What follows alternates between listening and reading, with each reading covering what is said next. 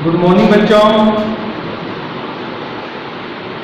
मेरा नाम जितेंद्र कुमार और मैं +2 विद्यालय जयरी में अर्थशास्त्र शिक्षक के रूप में कार्यरत हूँ।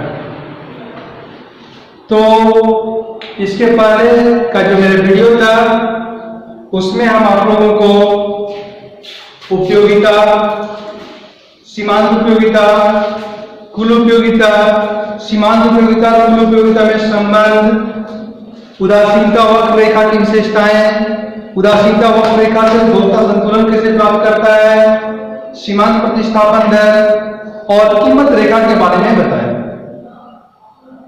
उसके बाद हम नेक्स्ट चैप्टर में जाएंगे। तो नेक्स्ट चैप्टर है डिमांड, जिसको हम लोग कहते हैं मांग, demand and law of demand, यानी कि मांग एवं मांग का नियम। तो मांग क्या है, सबसे पहले हम उसको जानेंगे कि मांग क्या है, किसे हम लोग कहते हैं मांग। तो सबसे पहले किसी भी चीज की लोग कल्पना करते हैं, जैसे इच्छा। सबसे पहले किसी भी चीज की इच्छा रखता है, क्योंकि मनुष्य की मनोवृत्ति है कि हर व्यक्ति बहुत अधिक इच्छा पाल के रखता है। तो इच्छा का जो आकार होता है वो सबसे बड़ा होता है, सबसे बड़ा होता है, इच्छा बड़ी होती है। जैसे कि कोई भी ऐसा व्यक्ति नहीं है जिसकी इच्छा कम हो। हर कोई चाहता है कि मैं सब आराम से जिंदगी जिए, मुझे किसी तरह का कोई प्रॉब्लम ना हो ना। हम लोगों की भी वही इच्छा होती है। तो कहने का मतलब है कि मेरी इच्छा है कि हम हवाई जहाज में सफर करें। तो ये क्या है, ये मेरी इच्छा है, ठीक है। तो नंबर 1 क्या हो गया, इच्छा। नंबर 2, इच्छा होने के बाद अगर उस इच्छा की पूर्ति के लिए, उस इच्छा की पूर्ति के लिए, उस इच्छा की संतुष्टि के लिए मेरे पास पर्याप्त साधन हो। क्या हो, पर्याप्त साधन हो, जिस साधन के द्वारा हम उस इच्छा की पूर्ति कर सकते, ठीक है। तो दूसरा आ गया क्या, इच्छा की पूर्ति करने के लिए पर्याप्त मात्रा में साधन होना चाहिए। दो चीज तो हो गया। तीसरा चीज क्या है कि वो साधन को खर्च करने की भी तत्परता होनी चाहिए। क्या होनी चाहिए, तत्परता, यानी कि हम उत्सुक, तैयार होना है। जैसे कि मेरे पास इच्छा भी है, साधन भी है, लेकिन हम खर्च करना नहीं चाहते, तो वो फिर आवश्यकता नहीं होगा। आवश्यकता में 3 गुण होता है। क्या होता है, फर्स्ट, उस व्यक्ति की इच्छा होनी चाहिए, उस इच्छा को प्राप्ति करने के लिए साधन होना चाहिए, और साधन को जो खर्च करने की तत्परता हो तो उसकी हम आवश्यकता है। जैसे एक गरीब व्यक्ति की अगर इच्छा है कि हम हवाई जहाज का सफर करें, तो वो इच्छा तक ही सीमित है। वो जो है गरीब व्यक्ति की जो इच्छा है वो इच्छा तक ही सीमित है। लेकिन अगर एक अमीर व्यक्ति की इच्छा है और उसके पास उस इच्छा को पूरी करने के लिए तो साधन भी है, और अगर साधन है और अगर वो साधन खर्च करने के लिए तैयार है, इसका मतलब है कि वो उसकी आवश्यकता, क्या है, आवश्यकता, यानी इच्छा से थोड़ा छोटा होता आवश्यकता ना। इच्छा बड़ा होता है, उससे आवश्यकता छोटा होता है। और वो आवश्यकता की जब पूर्ति कर ले, क्योंकि मनुष्य हर आवश्यकता की तो पूर्ति कर नहीं पाता है, तो जब आवश्यकताओं की पूर्ति कर लेता है तो उसे ही हम लोग मांग करते हैं। यानी कि मांग से बड़ा होता है आवश्यकता, और आवश्यकता से बड़ा होता है इच्छा। तो तो हम बता रहे थे मांग, तो मांग के लिए तो तीन चीज हो गया। फर्स्ट, उस वस्तु की इच्छा होनी चाहिए। सेकेंड, इच्छा को प्राप्त करने के लिए साधन होना चाहिए। और थर्ड, साधन को खर्च करने की तत्परता होनी चाहिए। इसके अलावा दो पॉइंट और है, जैसे साधन को खर्च करने की तत्परता होनी चाहिए, लेकिन एक निश्चित कीमत और एक निश्चित समय, एक निश्चित कीमत और एक निश्चित समय में। तो एक निश्चित समय में अगर कोई व्यक्ति एक निश्चित कीमत में जो साधन खर्च करने को तैयार होता है तो उसे यह मांग है।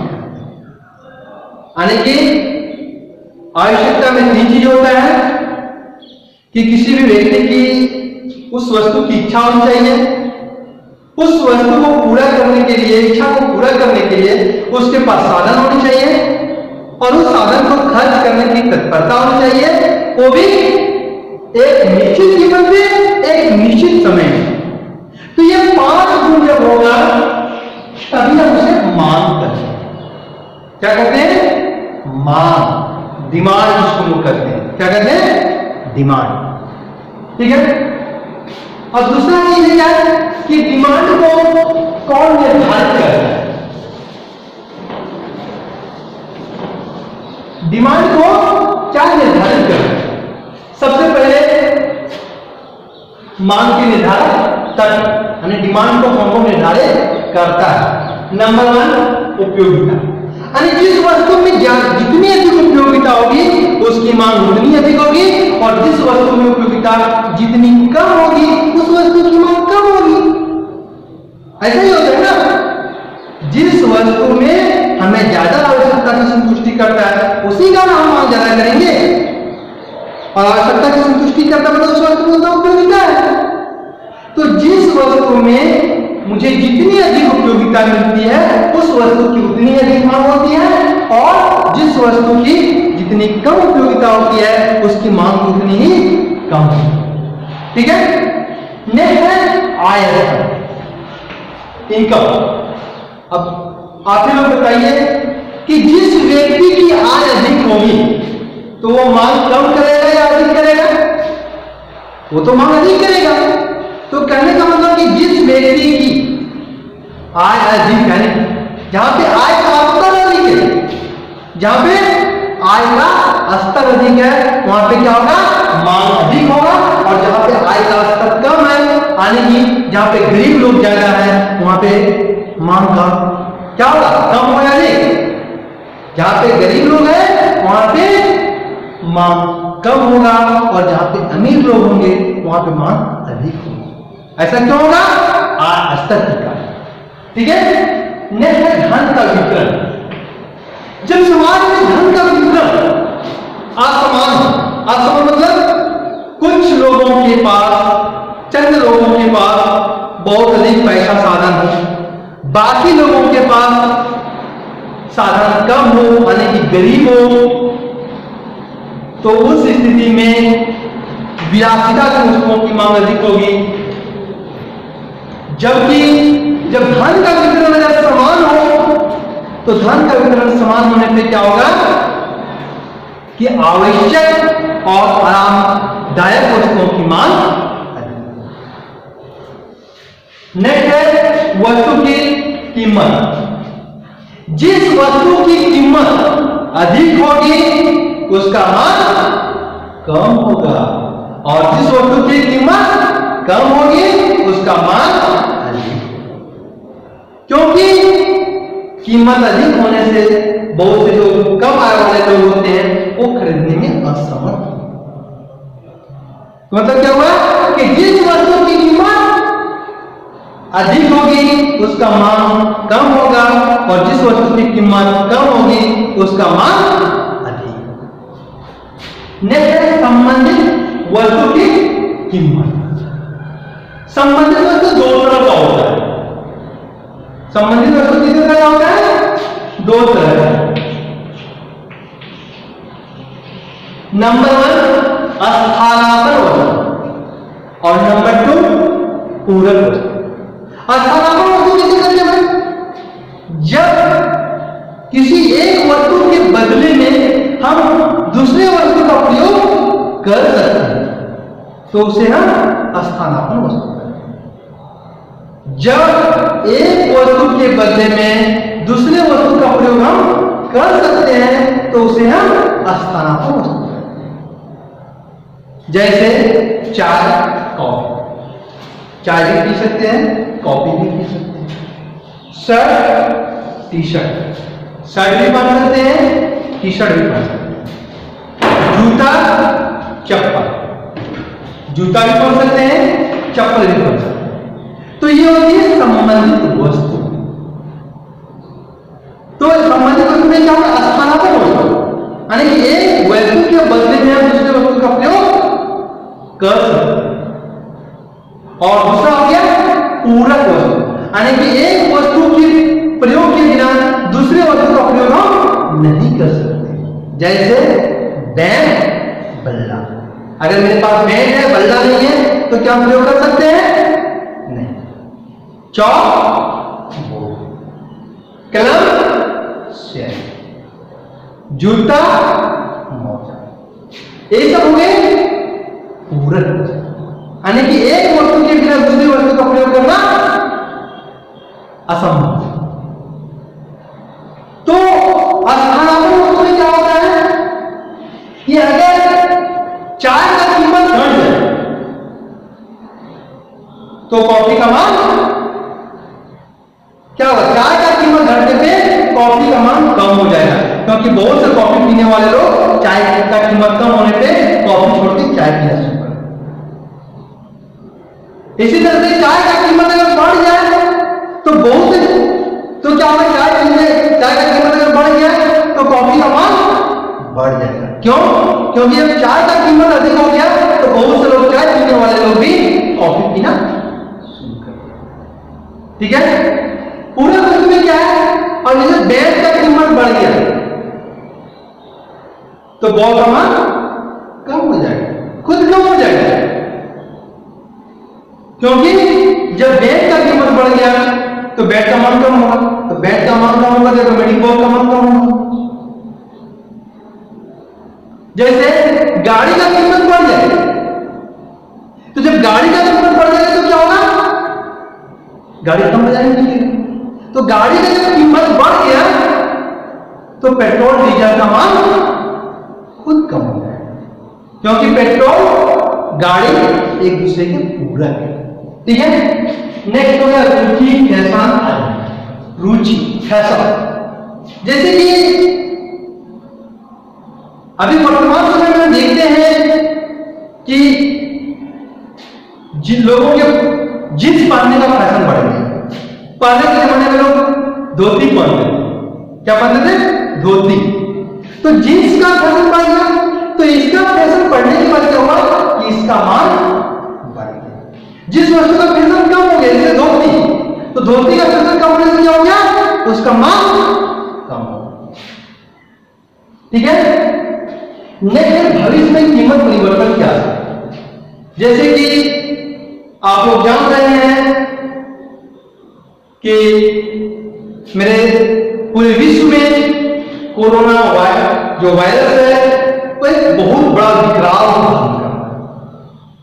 तो भारत सरकार ने इस पे नियंत्रण पाने के लिए लॉकडाउन प्रारंभ किया। तो लॉकडाउन जब प्रारंभ किया तो लोगों में लगा कि हो सकता है खाद्य पदार्थों की किल्लत हो जाए, हो सकता है इसका कीमत बढ़ जाए। तो भविष्य में कीमत परिवर्तन की संभावना के ध्यान में रखते हुए उसका डिमांड बढ़ गया और लोग 15 दिन का या 1 महीने का खाद्य पदार्थ लेना शुरू कर दिया। तो 15 दिन या 1 महीने का लेकर के जमा करने लगे तो उसका मान बढ़ गया। जैसे युद्ध होती, चाहे कोई आपदा हो तो उसमें क्या होता है? लोग अधिक से अधिक खाद्य पदार्थ या कोई चीज जमा करके रखना चाहते हैं। नेक्स्ट हो गया जनसंख्या में परिवर्तन। जब जनसंख्या बढ़ेगी तो मांग बढ़ेगी, जनसंख्या घटेगी तो भैया कम लोग रहेंगे तो मांग कम करेंगे ना, तो जनसंख्या घटने पे क्या होगा, मांग में कमी होगी, जनसंख्या बढ़ने पे मांग में। नेक्स्ट है जलवायु का मौसम है। जैसे कि अभी गर्मी का मौसम, तो गर्मी का मौसम में तो क्या होगा,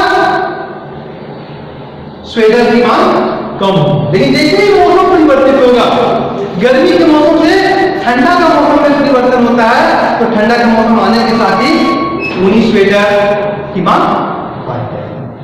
तो उस समय उसकी मांग क्यों बढ़ेगी, सिर्फ मौसम की वजह। ठीक है, तो हमने देखा कि मांग का जो निर्धारण करता है, एक बार फिर से चलाते हैं कि उपयोगिता, जिस वस्तु में उपयोगिता अधिक होती है उसकी मांग अधिक होती है, और जिस वस्तु में उपयोगिता कम होती है उसकी मांग कम होती है। आय स्तर, जहां पे आय का स्तर अधिक होता है वहां पे मांग अधिक होती है, जहां पे आय स्तर कम होता है वहां पे मांग कम होता है। धन का वितरण असमान होने पे विलासिता वस्तुओं की मांग अधिक होती है, जबकि धन का वितरण समान होने पे आवश्यक एवं आरामदायक वस्तुओं की मांग बढ़ती है। वस्तु की कीमत, यानी कि जब किसी वस्तु की कीमत अधिक होती है तो मांग कम होती है, कीमत कम होती है तो मांग अधिक। संबंधित वस्तु की कीमत इसमें बताया गया आप लोगों को, स्थानापन्न वस्तु और पूरक वस्तु। तो स्थानापन्न वस्तु की कीमत, जैसे चाय की कीमत बढ़ने से कॉफी का मांग बढ़ जाएगा, और चाय की कीमत घटने से कॉफी का मांग कम हो जाएगा। उसके बाद रुचिकरण, जिस वस्तु का फैशन होता है उसका मांग बढ़ जाता है, जिसका फैशन नहीं रहता है उसका मांग घट जाता है। और अगर किसी वस्तु का भविष्य में कीमत बढ़ने की संभावना हो तो उस वस्तु की मांग बढ़ जाती है, और अगर किसी वस्तु में का कीमत भविष्य में घटने की संभावना हो तो मांग घट जाती है। इसके अलावा जनसंख्या बढ़ने पे मांग बढ़ती है, और जनसंख्या घटने पे मांग घटती है, और मौसम परिवर्तन होने के चलते भी कुछ वस्तुओं की मांग बढ़ती है, क्या घटती है। ठीक है, अब बताएंगे मांग तालिका। ठीक है, तो मांग तालिका क्या है। सबसे पहले हम ये जानेंगे कि मांग जो होता है कितने तरह का होता है। तो ये दो तरह का होता है, एक व्यक्तिगत मांग और दूसरा बाजार। अगर किसी एक व्यक्ति के मांगों और उसके कीमत के संबंधों को देखेंगे तो वो व्यक्तिगत मांग हो गया, और अगर बाजार में सभी व्यक्तियों के मांगों को जोड़ दिया जाए तो वो बाजार मांग होता है। क्या बोले, व्यक्तिगत मांग किसी खास व्यक्ति से संबंधित होता है, उस व्यक्ति के उस वस्तु की कीमत और उसकी मांगी गई मात्रा के संबंध को स्पष्ट करता है, जबकि बाजार मांग उस बाजार में सभी व्यक्तिगत मांगों का जोड़। तो यहाँ पे मांग तालिका, तो एक एग्जाम्पल बताते हैं। यहाँ पे हम यहाँ प्राइस दिखा रहे हैं, यहाँ पे हम डिमांड।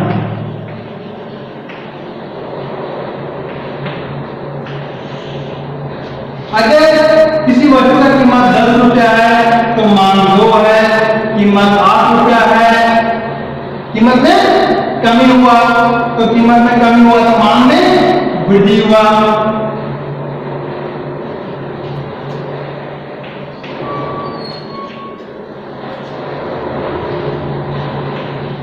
हम यह देखते हैं कि जब किसी वस्तु की कीमत 10 रुपया रहती है तो उसकी मांग 2 इकाई की होती है, और कीमत जब घट के 8 रुपया होता है तो उस वस्तु की मांग 2 इकाई से बढ़ के 4 इकाई होता है। अर्थात कीमत के घटने से मांग में वृद्धि होती है, और कीमत के बढ़ने से मांग में कमी होती है।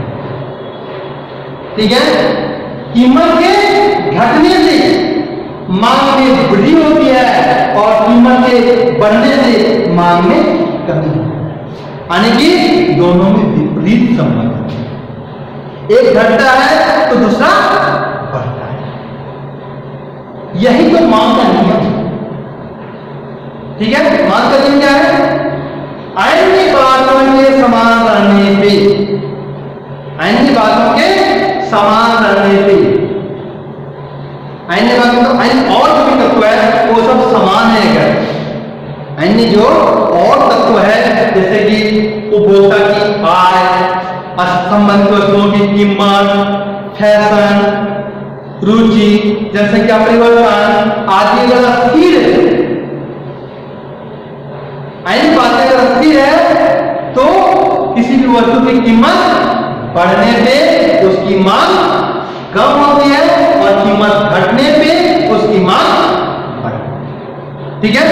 अगर तो पूछेगा कि मांग का नियम क्या है तो क्या बताना है कि अन्य बातें समान रहने पे जब किसी वस्तु की कीमत में कमी होती है तो उस वस्तु की मांग में वृद्धि होती है, और जब कीमत में वृद्धि होती है तो मांग में कमी होती है। इसे हम रेखाचित्र के सहायता से भी दिखा सकते हैं। जैसे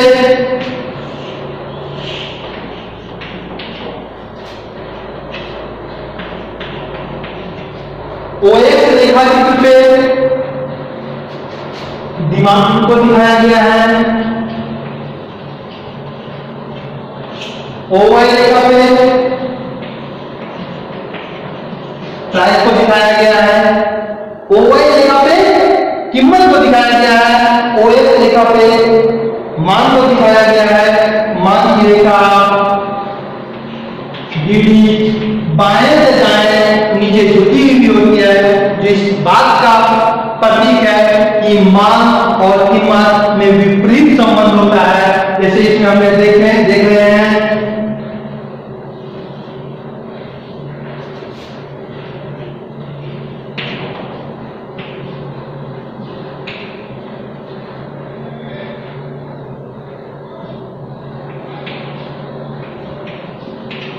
इसमें हम क्या देख रहे हैं कि जब वस्तु की कीमत OP थी तो उसका मान OQ था, लेकिन जब उस वस्तु की कीमत OP से घट के OP1 हो जाता है तो उसका मान OQ से बढ़ के OQ1 हो जाता है।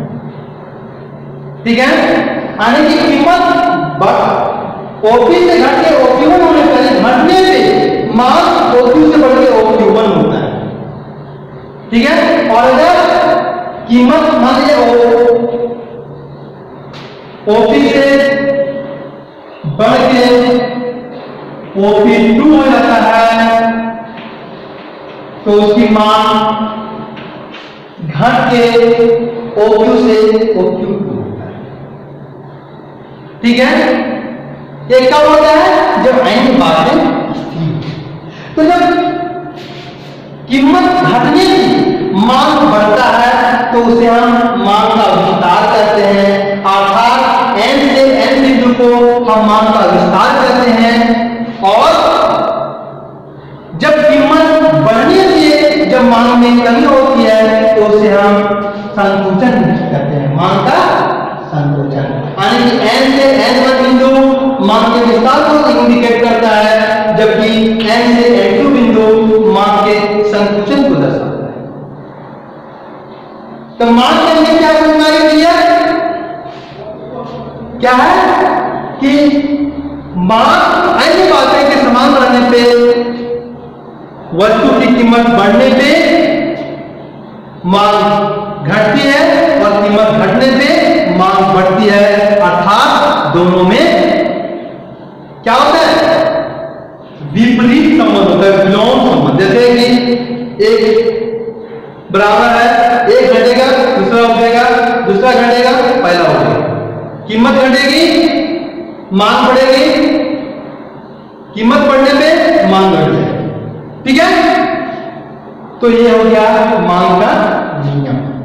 तो हम यहाँ पे आप लोगों को मांग के निर्धारक तत्व भी बता चुके हैं, उसके बाद मांग का नियम भी बता चुके हैं, मांग का विस्तार भी बता चुके हैं, मांग का संकुचन भी बता चुके हैं। जिसको हम लोग मांग का विस्तार या मांग का संकुचन को हम लोग मांग की मात्रा में वृद्धि या मांग की मात्रा में कमी करें। फिर से कि अगर किसी वस्तु की कीमत में वृद्धि होता है और जो मांग में कमी होता है तो उसे हम लोग मांग मांग का संकुचन करते हैं। और जब कीमत में कमी होने से जब मांग में वृद्धि होती है तो उसे मांग का विस्तार। ठीक है। इसके अलावा मांग में वृद्धि एवं मांग में कमी होता है, वो क्या है?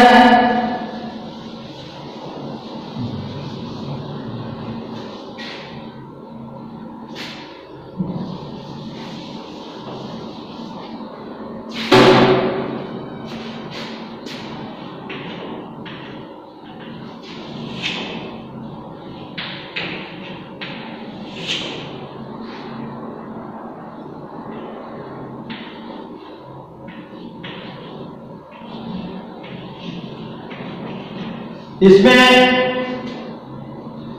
ये मेरा कीमत है और ये मेरा मांग है। लेकिन कीमत परिवर्तन के अतिरिक्त अन्य बातों के कारण, जैसे किसी का आय स्तर बढ़ जाए संबंधित वस्तु के चलते, या फिर फैशन के चलते, अगर उसी कीमत में मांग बढ़ जाए, जैसे पहले 10 रुपए में मांग 2 इकाई का था, अब वही 10 रुपए में मांग 4 इकाई का हो गया। अगर 10 रुपए की कीमत 8 रुपया होता है तो मांग पहले 4 इकाई था, अब वो 6 इकाई में होता है। अन्य क्या देखते कि उसी कीमत में जो पहले मांग थी उससे मांग अधिक होता है। तो ये कीमत परिवर्तन के कारण मांग में वृद्धि नहीं हुआ, बल्कि कीमत परिवर्तन स्थिर रहने के बाद जो अन्य कारणों से मांग में वृद्धि हुआ, इसे हम मांग का वृद्धि करते हैं। इसे हम एक डायग्राम के द्वारा बता सकते हैं।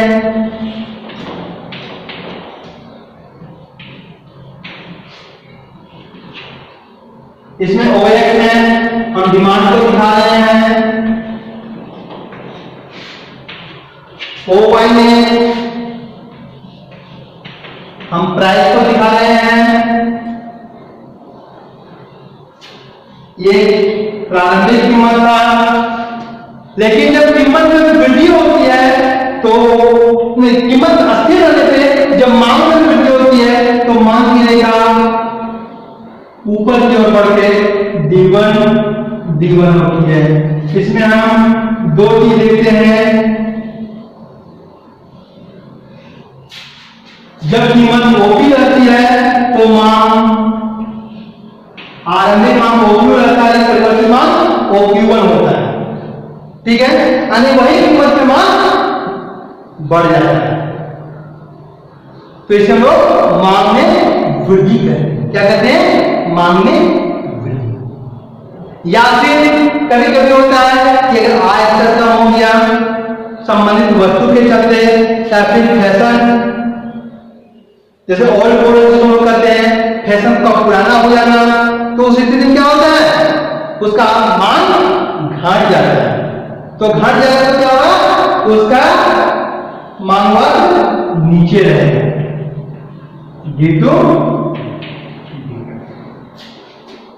ठीक है। तो इसे हम लोग मांग में जब डीडी मांग वक्र के ऊपर मांग वक्र चलता रहता है तो उसे हम मांग में वृद्धि करते हैं, और जब डीडी मांग वक्र के नीचे मांग वक्र चला जाता है तो उसे हम मांग का में कमी करते हैं। ठीक है। इसके बाद हम इसमें मांग एवं मांग, तो हम आप लोग को मांग एवं मांग का नियम बताएं। ठीक है। तो मांग जिसे व्यक्तिगत मांग तालिका और बाजार मांग तालिका बताए थे, तो व्यक्तिगत मांग तालिका के सहायता से जो वक्र बनाते हैं वो व्यक्तिगत मांग वक्र होता है, और बाजार मांग तालिका के सारे जो वक्र बनाते हैं वो बाजार मांग वक्र होता है। ठीक है। व्यक्तिगत मांग तालिका से जो वक्र बनता है वो व्यक्तिगत मांग वक्र होता है, और जो बाजार मांग तालिका से जो वक्र बनता है वो बाजार मांग वक्र। अब हम मांग के प्रकार बनाएंगे कि मांग कितने तरह के होते हैं। तो अभी जो आपको बताए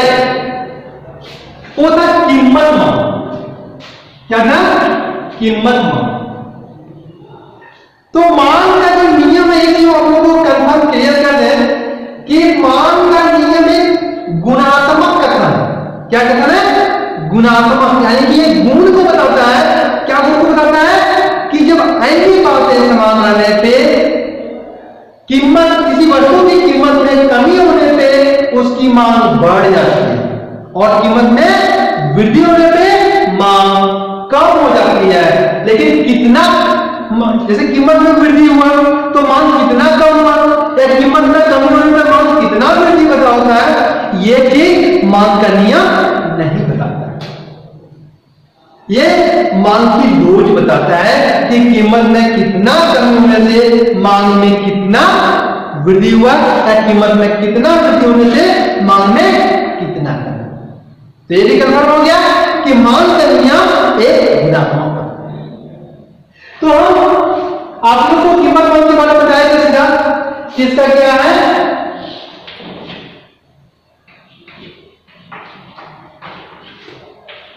यहां पे डिमांड को दिखाया गया है, यहां पे प्राइस को दिखाया गया है।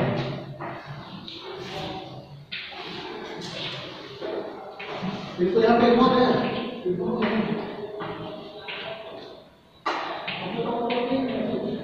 इसमें हम देखते हैं कि आइन की बात, बार बार ध्यान दिया करो कि आइन की बातें के समान रहने पे किसी वस्तु की कीमत में कमी होने से उसकी मांग में वृद्धि होता है और किसी वस्तु की कीमत में वृद्धि होने पे मांग में कमी होता है।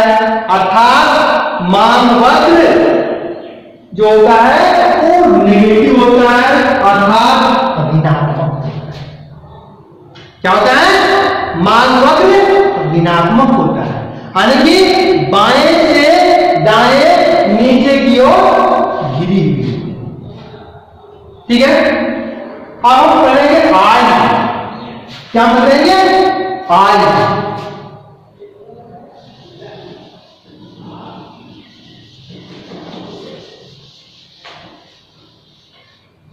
आय मतलब क्या होगा?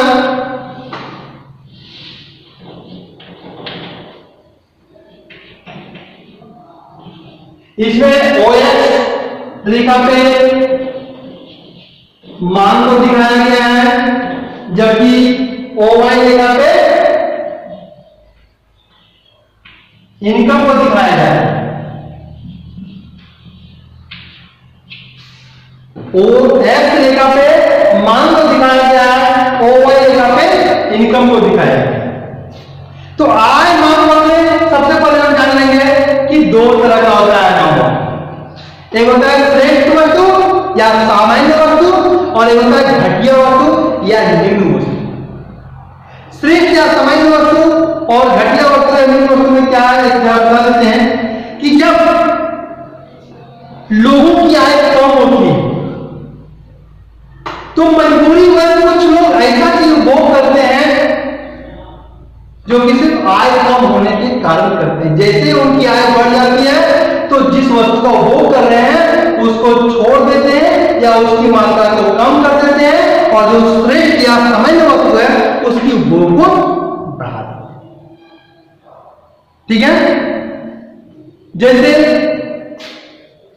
जब लोगों के पास इनकम कम होती है, गरीबी होती है, तो जो चावल होता है उसका टूटा हुआ भाग लोग खुद ही करते हैं, लोग खुद ही खाते हैं, या फिर मड़ुआ हो गया, रोटी हो गया। लेकिन एक चीज हम कर सकते हैं कि लोग गरीबी के कारण खाते हैं, लेकिन तो जो गरीबी के कारण खाते हैं उसको हम लोग घटिया वस्तु करते हैं, और जो लोग नॉर्मल खाते हैं, श्रेष्ठ वस्तु खाते हैं, उसको हम लोग सामान्य या श्रेष्ठ वस्तु करते हैं। ठीक है, तो पहले सामान्य वस्तु में दिखाएंगे। तो सामान्य वस्तु में क्या होता है? मांग वक्र ऊपर नीचे से ऊपर की ओर बढ़ते जाए। इसका मतलब क्या है?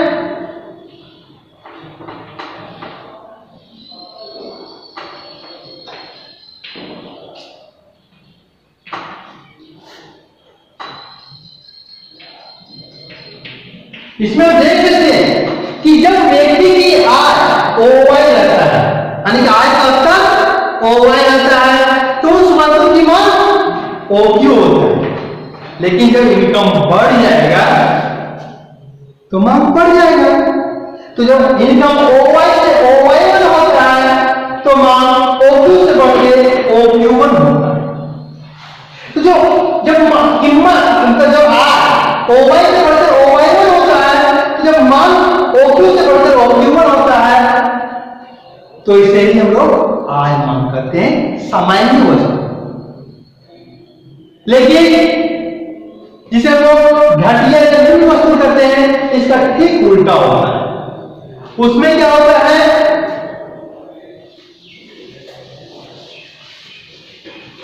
उसमें भी हम इसी तरह करके देखते हैं। उसमें OF के मान को दिखाया गया है और OY के इनकम को दिखाया है। इसमें हम देखते हैं ये हीन वस्तु में, इसमें हीन वस्तु या घटिया वस्तु या हीन वस्तु। तो इसमें हम देखते हैं कि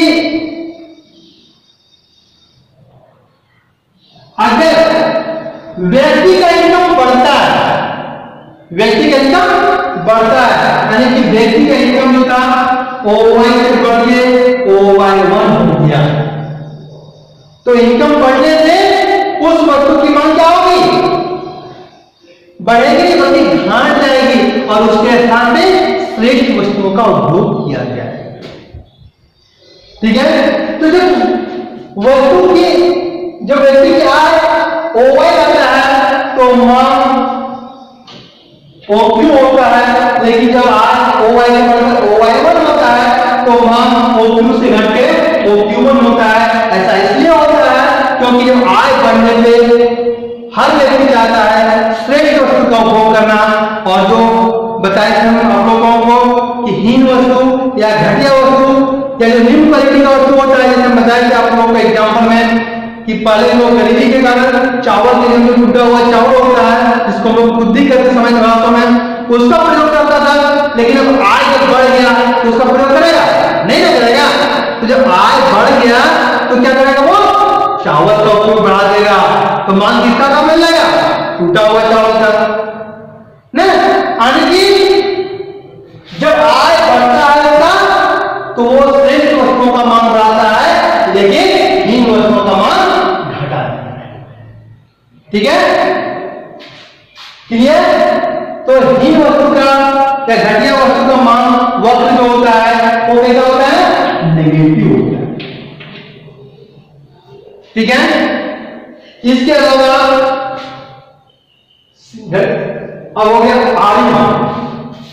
क्या हो गया, आड़ी मांग, क्योंकि कीमत मांग आप क्लियर करके आय मांग में श्रेष्ठ वस्तु और घटिया वस्तु क्लियर करके।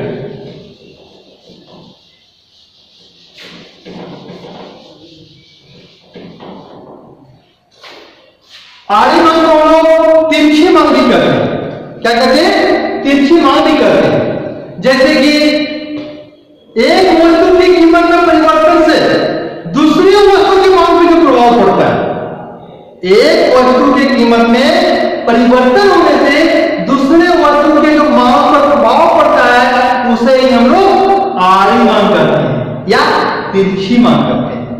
ठीक है। तो आड़ी मांग भी दो तरह का होता है, एक स्थानापन्न वस्तु, एक होता है पूरक वस्तु। हम एक करके आते हैं। सबसे पहले हम स्थानापन्न वस्तु पे आएंगे।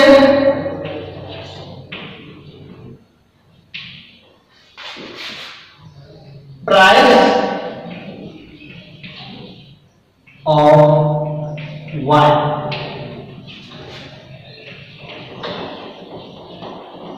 Demand of X. यानी कि दो वस्तु है, ये दोनों का स्थानापन्न, यानी कि इनको बोल सकते हैं एक चाय है तो दूसरा कॉफी है। ठीक है।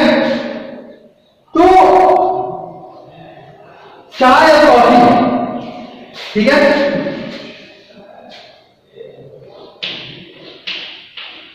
तो जब चाय का कीमत में वृद्धि होता है, चाय का कीमत में वृद्धि होता है, तो क्या होगा, कॉफी का मान बढ़ जाएगा।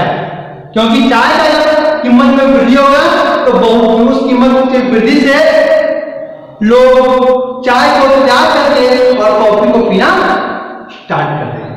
और जब चाय की कीमत में कमी होगा तो लोग, बहुत से लोग जो कॉफी पीते थे और चाय पीना शुरू कर देंगे। ठीक है। स्थानापन्न किसको डायग्राम में क्लियर कर सकते हैं।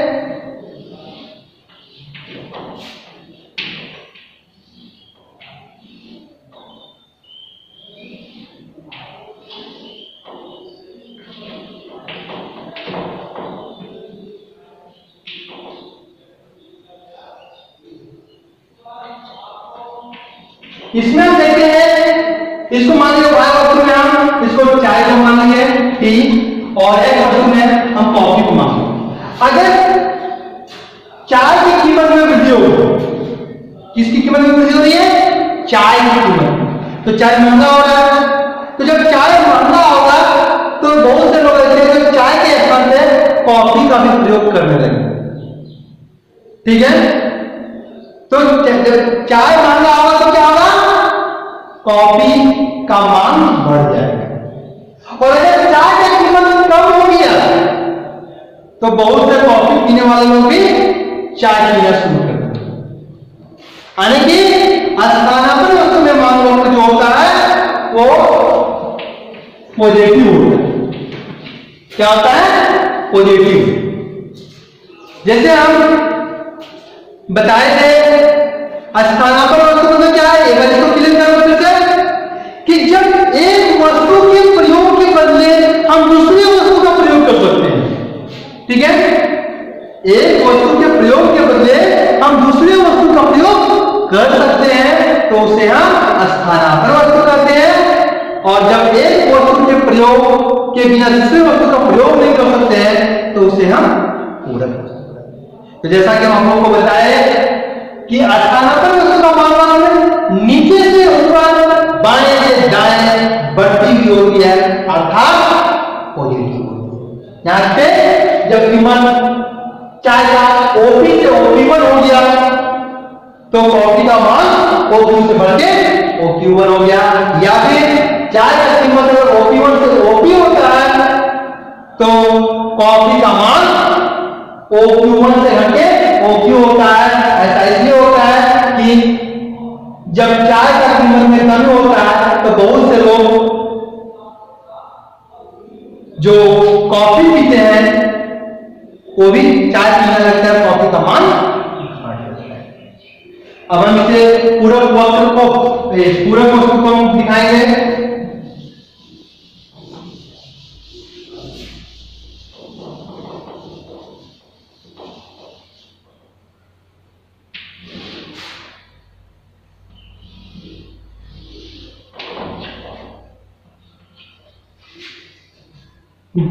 OX रेखा पे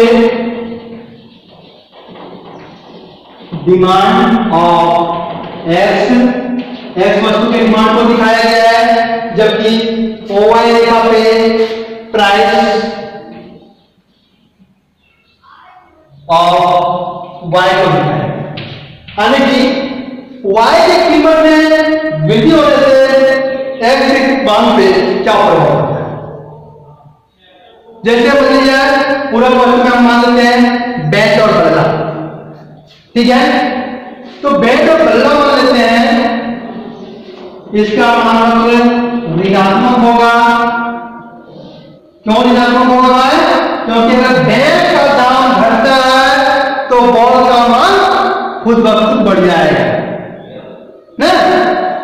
जैसे गाड़ी का दाम बढ़ता है, गाड़ी का दाम बढ़ता है तो क्या होगा, पेट्रोल का मान खुद ब खुद कम हो जाएगा ना। तो इसमें क्या है कि जब वायु वस्तु का मान ओपी से OP1 होता है तो एक्स वस्तु का मान से OQ है।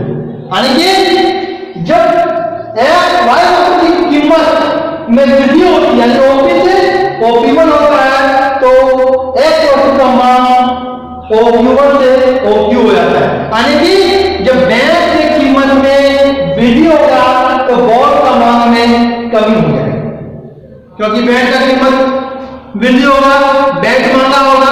जब बैंक महंगा होगा तो फिर बैंक कम लोग कर देंगे, तो जब बैंक कम कर देंगे तो ऑटोमेटिकली बॉन्ड का भी मान कम हो जाएगा। ठीक है, यानी कि पूरे वस्तुओं का मान जो होता है वो नेगेटिव होता है। क्या होता है? नेगेटिव, यानी इसका मान होता है बाएं से दाएं नीचे गिरते हुए होता है। ठीक है, इसके अलावा अन्य मान जो है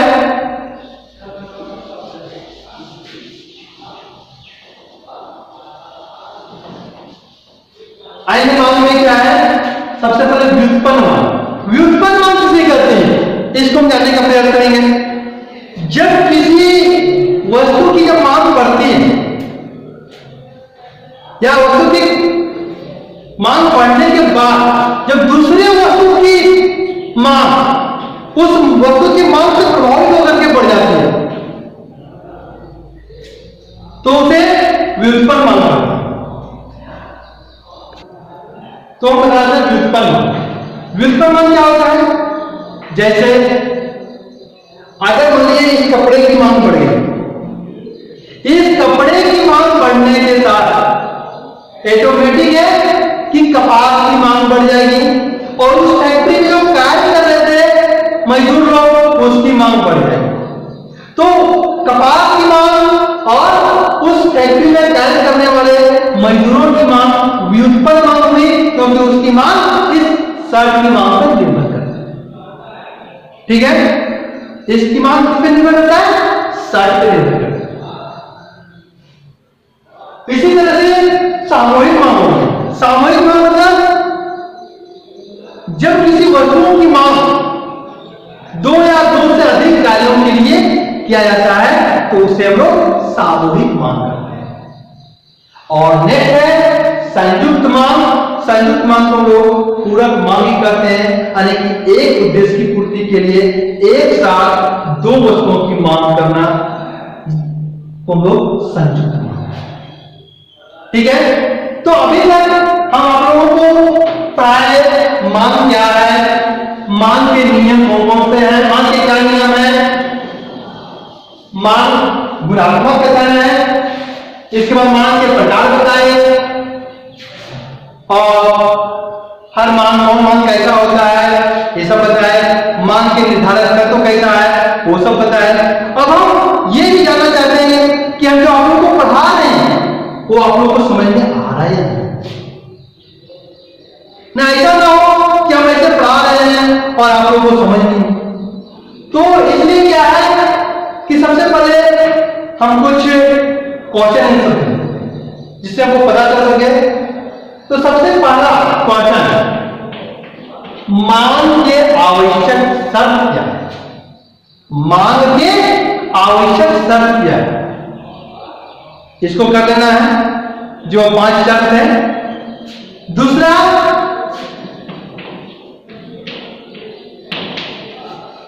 क्या है कि मांग का नियम क्या है?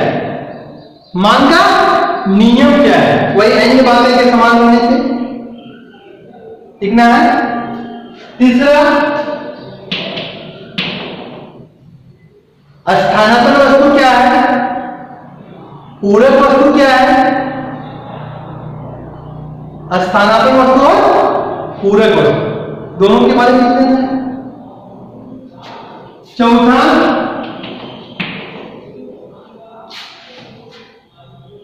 क्या लिखना है? चौथा, श्रेष्ठ वस्तु और हीन वस्तु में मानव कैसे होता है, आय प्रभाव। और सबसे बड़ी बात कि मांग, नेक्स्ट क्वेश्चन लिखना है मांग के निर्धारक तत्व, यानी कि मांग को कौन कौन प्रभावित करता है। थैंक यू, फिर हम नेक्स्ट वीडियो में आएंगे।